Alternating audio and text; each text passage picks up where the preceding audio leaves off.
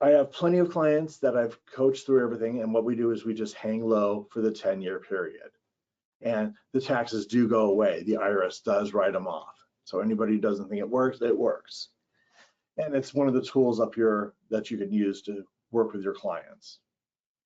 The bad thing about that is, every year the IRS is going to look at your returns.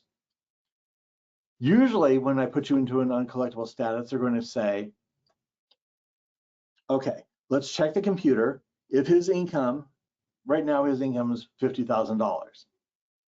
When the client's income goes up to $70,000, we're going to take a look at this again. You're going to see on the transcripts TC 530, transaction code 530 on your transcript saying currently not collectible. What we don't see is this closing code series. And what that closing code 70 means is, okay, we're going to look at it again when his income goes above 50,000 or 80,000 or 100,000 and push it back out to the field.